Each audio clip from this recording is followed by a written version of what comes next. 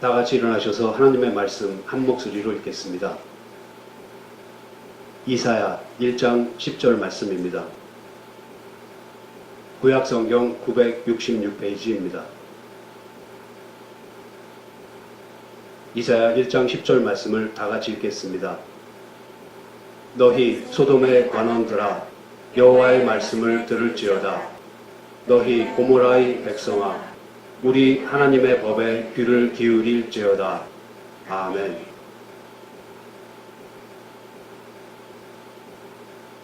이사야 선지가 이사야서 1장 2절부터 8절에 걸쳐 말하는 내용은 줄곧 유다 백성들아 너희는 죄인이다.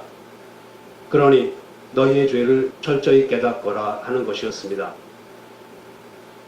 9절에 이르러서 이처럼 완악한 유다가 소돔과 또 고모라와 같이 멸망하지 않는 것은 만군의 여호와께서 조금 남겨두셨기 때문에, 다시 말해서 하나님께서 은혜를 베푸셔서 죄를 사하여 주셨기 때문이라는 한 가닥의 희망이 선포됩니다. 다행스럽게도 흑암에 앉은 백성이 큰 빛을 보았고 사망의 땅과 그늘에 앉은 자들에게 빛이 비치게 되었으나 그들은 이 빛이 무엇을 의미하는지, 이 빛에 대해서 어떻게 반응해야 하는지를 전혀 알지 못했습니다. 지난 주일에 살펴본 바와 같이 구원에 관하여 인간이 할 수 있는 것은 아무것도 없습니다. 구원은 전적으로 하나님께 속한 일로서 처음부터 끝까지 하나님의 일입니다. 인간은 자신이 죄의 지배 아래에서 노예가 된 상태를 알고 있다고 해도 무능한 탓으로 그것에 대해 아무것도 할 수 없는 처지입니다. 그러한 절망감은 사람들로 하여금 그러면 우리는 과연 어떻게 해야 하는가 하며 한탄하게 합니다. 이 한탄에 대해 이사야 선지는 오늘의 본문을 통해 너희 소돔의 관원들아 여호와의 말씀을 들을지어다. 너희 고모라의 백성아 우리 하나님의 법에 귀를 기울일지어다 하고 외칩니다. 이것은 너희 유다 백성들아 하나님께서 너희를 긍휼히 여기셔서 값없이 너희의 죄를 용서해 주셨으니 이제 회개하고 하나님께로 돌이키라는 외침입니다.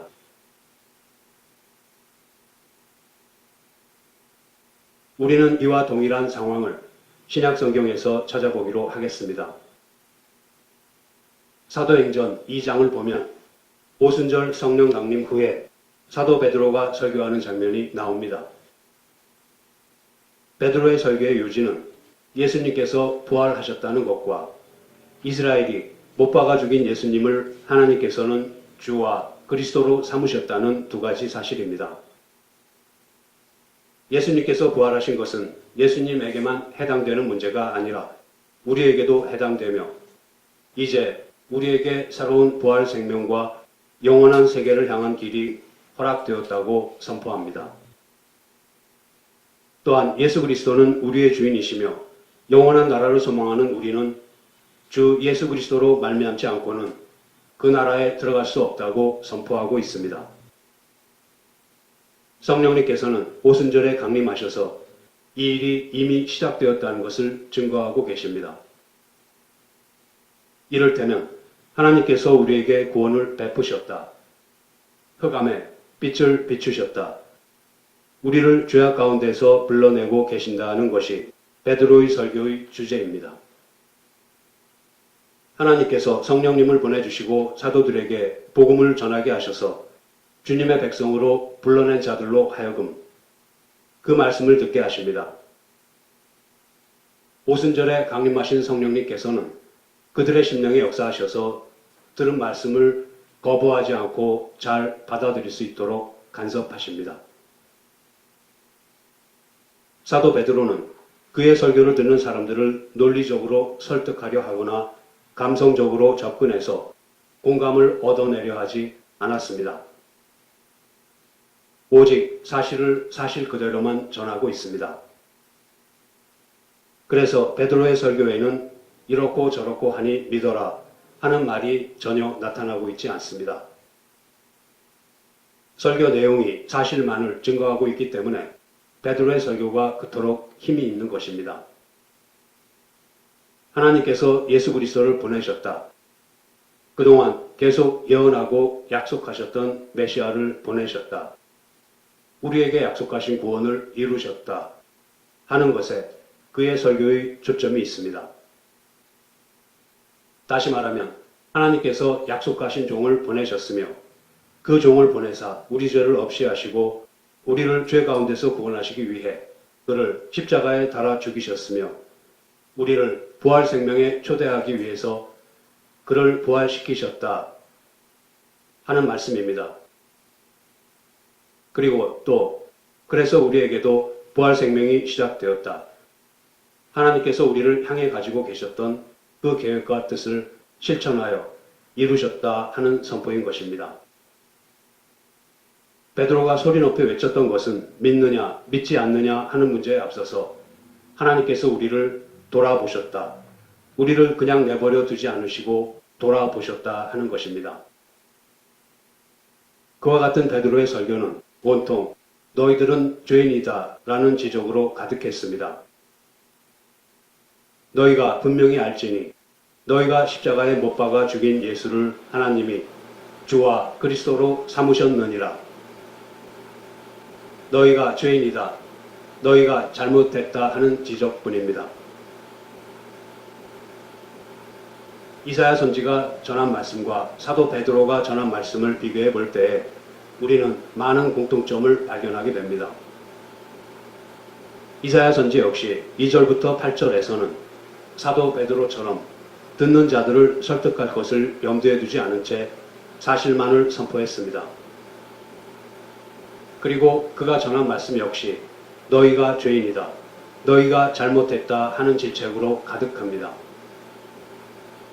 그리고 9절의 만군의 여호와께서 우리를 위하여 조금 남겨두지 아니하셨다면 우리가 소돔 같고 고모라 같았었으리로다 라는 말씀으로 하나님께서 우리를 그냥 내버려 두지 않으시고 돌아보셨다는 한 가닥의 희망을 전합니다.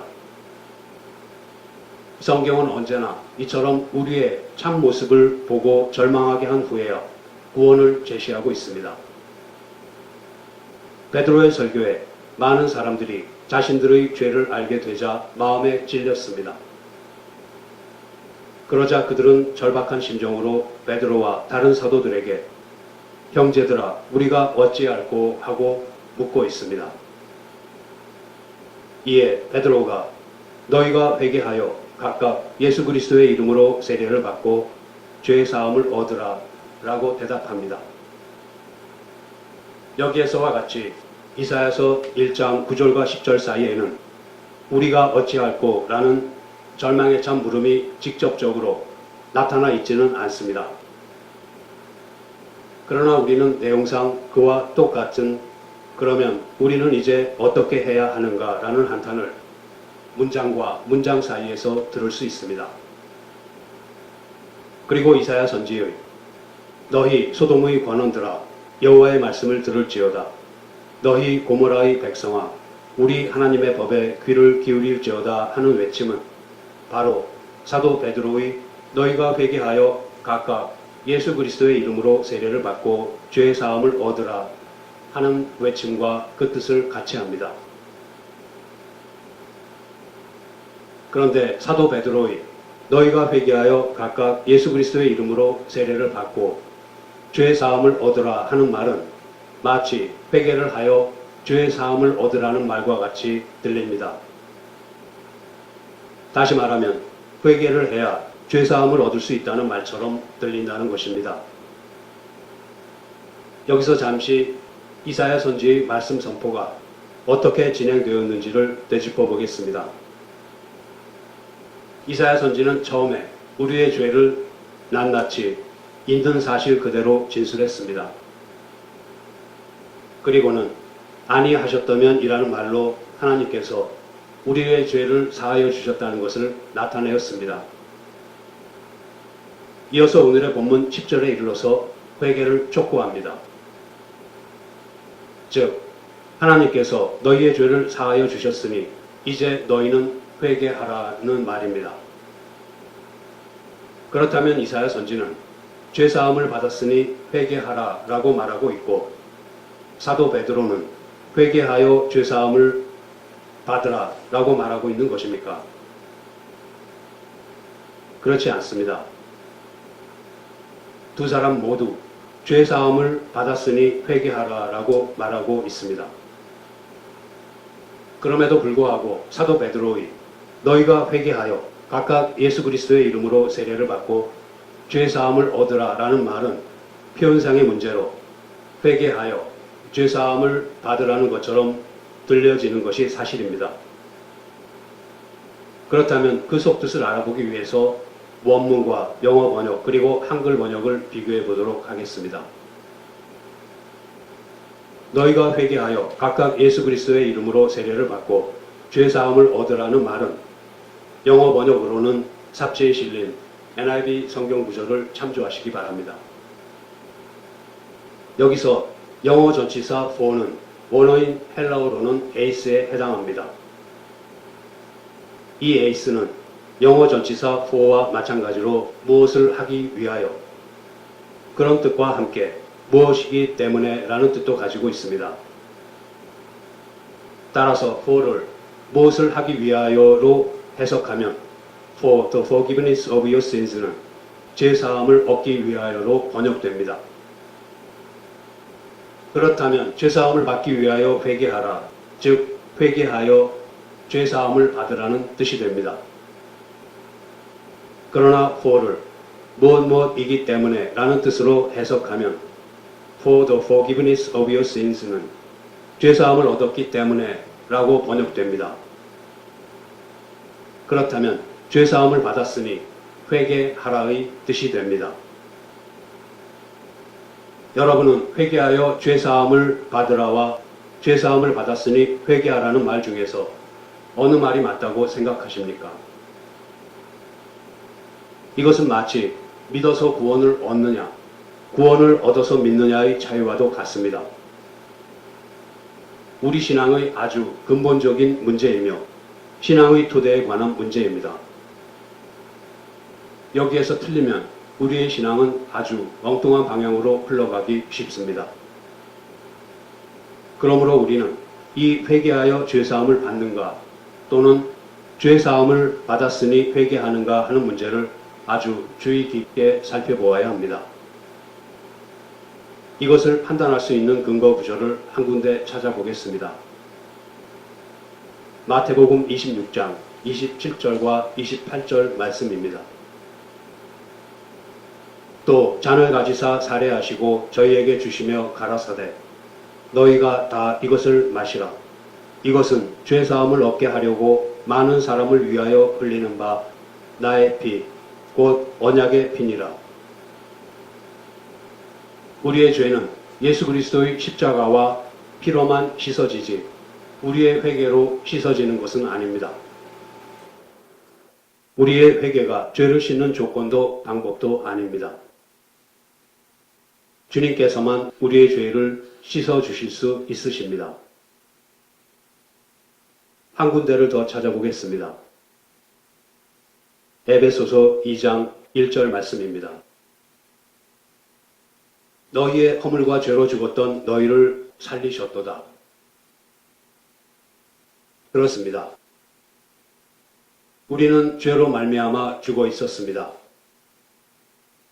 죽어 있었다면 그 어떤 자극에도 반응하지 못할 뿐만 아니라 무엇을 얻기 위해서 마음을 먹는다거나 행동하는 일은 전혀 일어날 수 없습니다. 그러므로 죄사함, 곧 구원을 얻기 위해서 죽은 자가 회개를 먼저 할 수는 없는 것입니다. 회개라는 것은 죽은 자가 살아나서 다시 말하면 죄의 씻김을 받아서 곧 구원을 받은 후에야 할 수 있는 반응입니다. 이처럼 회개는 죽은 자가 살아나는 것처럼 극적인 현상입니다. 그것은 세상을 향해 가고 있던 자가 180도로 뒤로 돌아서서 세상과는 정반대 방향에 계신 하나님을 향해 돌이켜 가는 것입니다. 그렇게 돌이킨 후에는 대부분의 사람들은 자신이 죄인이었던 것을 깨닫고 그동안 하나님께 등을 돌리고 적대시하던 것에 대해 죄송하게 생각하며 눈물을 흘리며 용서를 빌고는 합니다. 그러나 돌이키는 것이 먼저라는 사실을 잊지 말아야 합니다.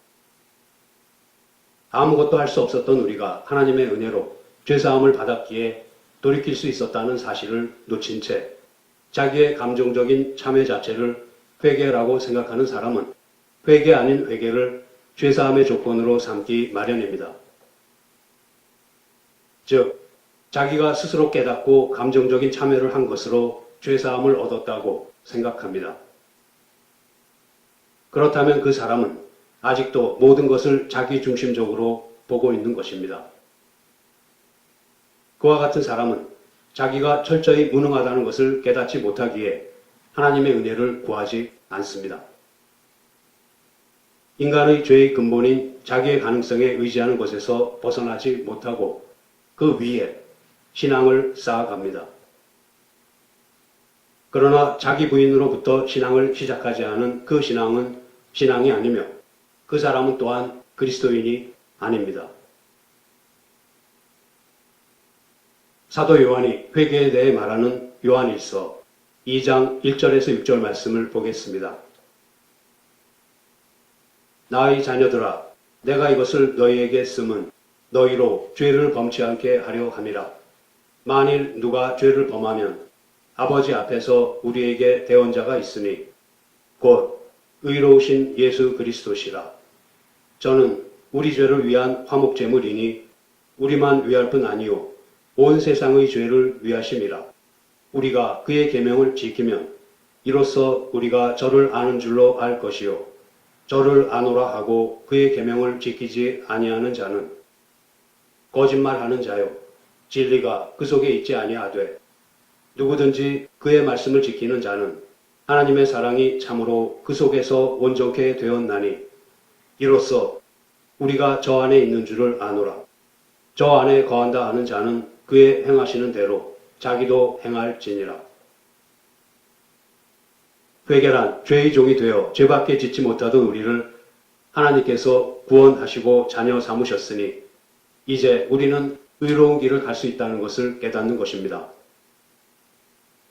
지금까지 우리의 욕심대로 살던 삶으로부터 돌이켜 계명을 지키며 하나님을 사랑하는 참되고 의로운 좁은 길로 가게 된다는 것입니다. 이것이 바로 이사야 선지가 오늘의 본문 너희 소돔의 관원들아 여호와의 말씀을 들을지어다 너희 고모라의 백성아 우리 하나님의 법에 귀를 기울일지어다 라는 말씀을 통해 이야기하고 있는 것입니다.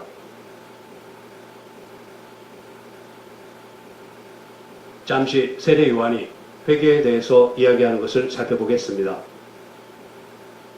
세례 요한은 예수님의 길을 예배하기 위해서 예수님의 앞서 왔습니다. 우리들을 예수님에게로 인도하기 위해서 그 길을 예비하고 우리의 마음을 예비하기 위해서 왔습니다. 이 세례 요한이 이렇게 말합니다. 요한이 많은 바리새인과 사두개인이 세례 베푸는 데 오는 것을 보고 이르되 독사의 자식들아 누가 너희를 가르쳐 임박한 진노를 피하라 하더냐. 그러므로 회개에 합당한 열매를 맺고 속으로 아브라함이 우리 조상이라고 생각지 말라. 내가 너희에게 이르노니 하나님이 능히 이 돌들로도 아브라함의 자손이 되게 하시리라. 이미 도끼가 나무 뿌리에 놓였으니 좋은 열매 맺지 아니하는 나무마다 찍어 불에 던지우리라. 우리는 여기서 회개에 합당한 열매, 좋은 열매를 맺는다는 것을 바로 이해해야 합니다. 세례 요한은 회개하기를 권면하면서 도끼에 찍혀 불에 던지우지 않으려면 좋은 열매를 맺으라고 합니다. 그의 말은 어느 한 나무가 좋은 열매를 맺을 수도 있고 나쁜 열매를 맺을 수도 있는데 열심히 노력해서 좋은 열매를 맺으라는 뜻이 아닙니다. 만일 그렇게 생각한다면 그것은 인간의 가능성을 믿는 것입니다. 인간에게는 가능성이 있으니 교육으로 얼마든지 발전할 수 있다는 생각입니다. 충분히 돌을 닦는다면 신의 경지에까지라도 이룰 수 있다는 생각입니다. 그러니 열심히 노력해서 훌륭한 사람이 되자 나쁜 열매가 아닌 좋은 열매를 맺자고 합니다. 그러나 이것은 기독교의 가르침이 아닙니다. 기독교는 인간은 하나님 없이는 스스로 아무것도 할 수 없는 존재라고 가르치고 있습니다. 이와 관련된 마태복음 7장 15절에서 20절에 나오는 예수님의 말씀입니다. 거짓 선지자들을 삼가라. 양의 옷을 입고 너희에게 나아오나 속에는 노략질하는 일이라. 그의 열매로 그들을 알지니 가시나무에서 포도를 또는 엉겅퀴에서 무화과를 따겠느냐. 이와 같이 좋은 나무마다 아름다운 열매를 맺고 못된 나무가 나쁜 열매를 맺나니 좋은 나무가 나쁜 열매를 맺을 수 없고 못된 나무가 아름다운 열매를 맺을 수 없느니라. 아름다운 열매를 맺지 아니하는 나무마다 지켜 불에 던지우느니라. 이러므로 그의 열매로 그들을 알리라.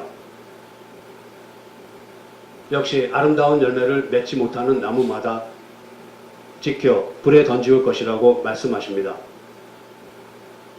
어느 나무가 무슨 나무인지를 알려면 그 열매를 보라고 말씀하십니다. 달린 열매를 보면 그 나무가 어떤 나무인지를 알 수 있습니다. 사과나무에 배가 열리거나 배나무에 사과가 열리지 않습니다. 사과나무에는 사과만, 배나무에는 배만 열립니다. 그러므로 여기서는 어느 한 나무가 좋은 일을 하느냐, 나쁜 일을 하느냐를 가리려는 것이 아닙니다. 나무마다 그 나무 자체가 좋은 나무인지 나쁜 나무인지를 열매를 보고 알으라는 것입니다. 세례 요한의 이미 도끼가 나무 뿌리에 놓였으니 좋은 열매 맺지 아니하는 나무마다 찍어 불에 던지우리라 하는 말은 우리 모두는 나쁜 나무이므로 좋은 열매를 맺을 수 없으며 그에 따라서 도끼에 찍혀 불에 던지우게 될 것이라는 사실입니다. 세례 요한이 이처럼 우리를 절박한 상황으로 몰아가는 것은 우리가 절망하지 않고서는 우리의 구원이신 예수 그리스도를 바라볼 수 없기 때문입니다. 나쁜 나무이면서 좋은 열매를 맺을 수 없는 일이니 먼저 좋은 나무가 되라고 합니다. 이 극적인 변화를 가능하게 하는 것이 바로 회개입니다. 회개란 결국 우리가 성경이 요구하는 열매를 맺을 수 있는 나무가 아니라는 사실을 깨닫고 돌이키는 것입니다. 다시 말하면 자기의 가능성을 믿는 자리를 떠나서 나는 죄인이구나, 나 스스로는 아무것도 할 수 없구나 하는 절망을 통해서 주님을 믿는 자리로 나아가는 것입니다. 이처럼 성경이 우리에게 구원을 제시하기에 앞서 우리를 절망으로 몰아넣어서 회개로 이끄는 것은 우리가 우리 자신이 누구인가를 바로 알기 원하기 때문입니다. 우리로 하여금 하나님 앞에서의 우리의 참모습을 보게 하고 싶기 때문입니다. 그럼으로써 예수 그리스도를 바라보게 하려는 것입니다. 이것이 또한 이사야 선지가 오늘의 본문 너희 소돔의 관원들아 여호와의 말씀을 들을지어다. 너희 고모라의 백성아 우리 하나님의 법에 귀를 기울일지어다를 통해 외치는 것입니다. 다음으로 절망에 부딪혔다가 돌이켜서 주님 앞에 나와온 예를 하나만 더 보겠습니다. 사도행전 16장에 나오는 간수의 이야기입니다. 때는 사도 바울이 제2차 전도 여행을 막 시작했던 무렵이었습니다. 빌립보에서 바울과 실라는 점치는 귀신 들린 어느 여종에게서 귀신을 쫓아내었다가 그녀의 점으로 경제적 유익을 얻었던 주인의 원성을 사게 됩니다. 그 일로 바울과 실라는 관원들에게 끌려가 많은 매를 맞고 깊은 감옥에 감금되어 족쇄가 그들의 발에 채워졌습니다. 밤중에 바울과 실라가 기도하며 힘차게 하나님을 찬송합니다. 그때 큰 지진이 일어나서 감옥이 흔들리며 감옥 문이 모두 열렸습니다. 그리고 죄수들은 모두 묶였던 사슬에서 풀려났습니다. 간수가 잠을 자다가 놀라서 깨어보니 감옥 문이 다 열려 있었습니다. 그는 죄수들이 모두 탈출한 줄 알고 어차피 자신은 그 실책으로 죽은 목숨이라는 절망에 빠져 칼을 뽑아 자살하려고 했습니다. 그때 사도 바울이 그를 말렸습니다. 그러지 마시오. 우리 모두 그대로 여기 있습니다. 아무도 달아나지 않았습니다. 간수는 횃불을 들고 급히 감옥 안으로 들어가서 살펴보았습니다. 그는 떨면서 바울과 실라 앞에 무너지듯 주저앉았습니다. 잠시 후 간수는 그들을 감옥 밖으로 데리고 나와서 물었습니다. 선생님, 제가 어떻게 하면 구원을 얻을 수 있겠습니까? 어떻게 하면 구원을 얻어 참되게 살 수 있겠습니까? 바울과 실라는 대답합니다. 주 예수를 믿으시오. 그리하면 그대와 그대의 집안이 구원을 얻을 것입니다. 간수에게 있어서 도망갈 수 있던 죄인들이 도망가지 않고 모두 그 자리에 있었던 것은 매우 이해하기 어려운 일이었습니다. 그것은 그가 조금 전에 맛보았던 절망감보다 훨씬 더 큰 충격으로 그에게 다가왔습니다. 간수는 이제까지 그가 경험했던 이 세상과는 전혀 다른 세계가 존재한다는 것을 어렴풋이나마 알게 된 것입니다. 그가 가진 세상적 가치관과는 전혀 다른 가치관과 부딪히게 된 것입니다. 만일 죄수들이 도망갔다면 간수는 그가 생각할 수 있는 범위 안에서는 자살 외의 다른 어느 해결책을 찾을 수가 없었습니다. 그러한 간수에게 바울과 실라는 주 예수를 믿으라 라고 말합니다.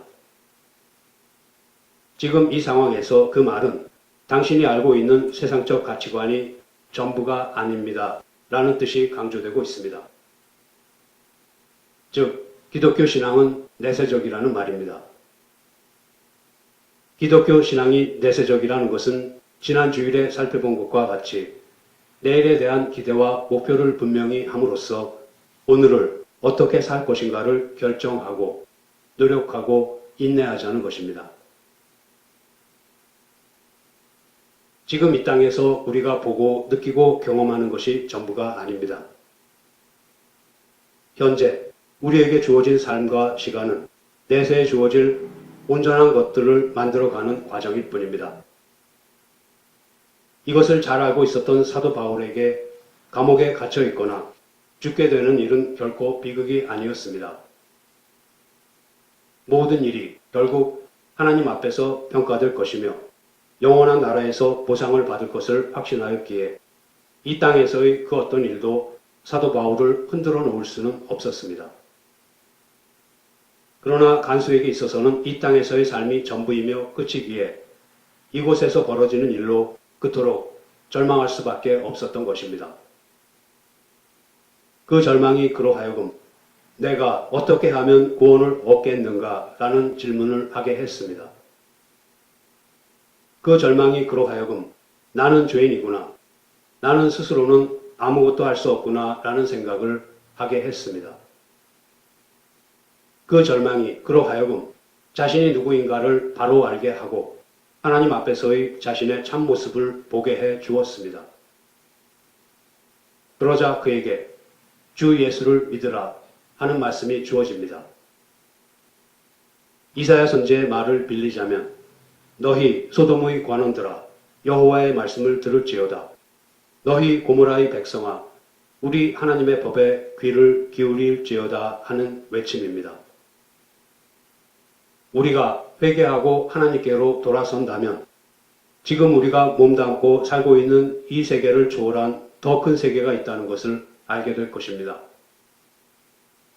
지금 우리가 이 땅에서 겪고 있는 일이 그 어느 것 하나라도 우연이거나 값없는 것이 아니라는 사실을 깨닫게 될 것입니다. 지금 우리를 힘들게 하는 고난이나 고통이 결코 우리에게 손해가 되는 것이 아니며 내세에서는 그 고난과 고통이 더없이 큰 유익으로 열매 맺을 것을 마음 깊이 깨닫게 될 것입니다. 이제 말씀을 마치겠습니다. 성경은 처음부터 끝까지 인간이 자기의 가능성을 믿고서 하나님을 거역하고 등을 돌리고 떠났다는 사실에 대해서 증거하고 있습니다. 그렇게 하나님의 말씀을 듣기를 거부함으로써 얼마나 악하고 부패하였는가를 증거하고 있습니다. 인간은 자기의 가능성을 믿고 있기에 좋은 교육을 받고 또 도를 깨우치면 모든 당면한 문제를 해결할 뿐만 아니라 개선할 수 있다고 자신합니다. 이러한 생각을 가지고 있는 한 신앙생활은 그저 착하게 살고자 하는 노력에 그치고 맙니다. 그렇기에 나무 자체는 나쁜 나무이면서 좋은 열매를 맺고자 불가능한 일에 시간과 노력을 헛되이 쏟아붓습니다. 여기에서 벗어나려면 먼저 우리는 모두 본질상 나쁜 나무이며 나쁜 나무는 결코 좋은 열매를 맺을 수 없다는 사실을 깨달아야 합니다. 좋은 열매를 맺으려면 나쁜 나무에서 좋은 나무로의 근본적인 변화가 있어야 한다는 것을 깨달아야 합니다. 그런데 이 변화를 가능하게 하는 것이 바로 회개입니다. 그리고 이 회개는 나는 죄인이구나, 나는 하나님을 떠나서는 스스로 아무것도 할 수 없구나 하는 절망의 끝자락에서만 주어집니다. 그 절망의 끝자락에서 사도 베드로는 너희가 회개하여 각각 예수 그리스도의 이름으로 세례를 받고 죄사함을 얻으라 하고 외칩니다. 그 절망의 끝자락에서 세례 요한은 회개에 합당한 열매를 맺으라, 이미 도끼가 나무 뿌리에 놓였으니 좋은 열매 맺지 아니하는 나무마다 찍어 불에 던지우리라 하고 외칩니다. 그 절망의 끝자락에서 사도 바울은 주 예수를 믿으라 하고 외칩니다.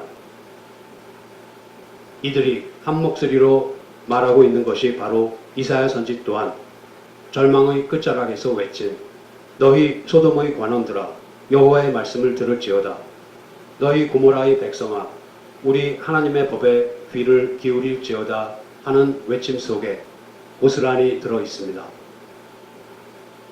그 절망과 회개가 우리로 하여금 자기를 부인하고 자기 십자가를 지고 주님을 따르게 할 것입니다. 성도 여러분, 참된 회개로 애통해하며 의에 줄이고 목말라 하며 더욱더 주님 앞에 엎드리는 저와 여러분이 되기를 소원합니다. 기도하시겠습니다. 하나님 아버지, 저희들이 스스로 할 수 있다고 생각하면 할수록 스스로 할 수 있는 것이 아무것도 없으며 자신을 의지하면 의지할수록 세상 그 어디에도 기댈 곳이 없음을 고백합니다. 어리석고 무지한 저희들이 지금 손에 쥐고 있는 것이 무엇인지, 쫓아가고 있는 것이 무엇인지, 또 그토록 애를 써서 지키려고 하는 것이 무엇인지를 멈춰 서서 바로 볼 수 있게 도와주시옵소서. 회개케 하는 은혜를 베풀어 주셔서 더는 세상을 바라보지 말고 주님 앞에 나와 엎드리는 것으로 복을 삼게 하여 주시기를 간절히 원합니다.